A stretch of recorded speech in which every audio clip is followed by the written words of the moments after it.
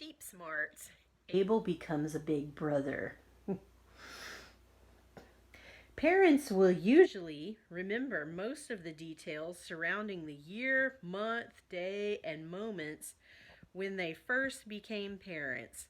My parents were no exception since they set that tradition in place. They fondly reminisce about Cain's arrival, not just on his birthday in the late summer, but several times throughout the year. When another baby arrives to our family, the story is always compared and contrasted with Cain's birth story. Funny how I've heard the story so much over the years that I could tell our younger siblings who would ask me how old I was when Cain was born. And they would actually be shocked when I told them that I wasn't even born yet. But in such a big, continuously growing family like ours, after the birth of that first child, the birth stories all seem to run together. Although my memory is fairly sharp, I don't remember being born, or even much of my life before becoming a big brother myself. I vaguely remember sitting down next to Cain as our parents let him hold our newborn baby sister Collie, barely a day or so old.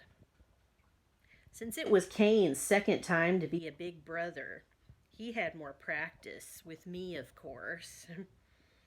At 4 years of age, since he just had his birthday in the late summer and our sister arrived in the early autumn, he was already good at holding her. She seemed very comfortable and content in his arms. I leaned up against Cain's shoulder, trying to get a good view of her. I want to hold her. At first, my parents were against it.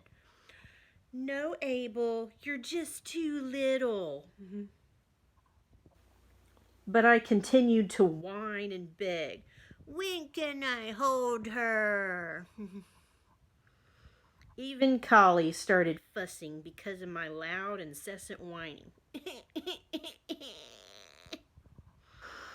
Cain took notice of this. Mom, wasn't I just 2 years old when you let me hold my newborn baby brother Abel?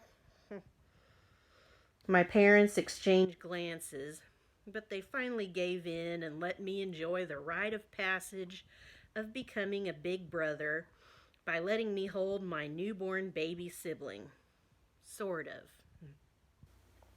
There are just so many rules. Sit on your bottom, be still, support her head and neck at all times, no sudden movements or loud noises. I rarely sat still or kept quiet myself, so I mostly tried to imitate Cain. Since my parents didn't have to tell him how to be a good big brother, I still needed to be reminded. Hold Collie slightly upright unless she looks uncomfortable. Then let her lie down a bit. How is someone supposed to remember all this who isn't even 2 years old yet? She seemed all right for a few short moments, and I was enjoying some time as a new big brother, bonding with my new baby sister. But suddenly, out of nowhere, I was covered in a tide of white spittle, and Collie was fussing again.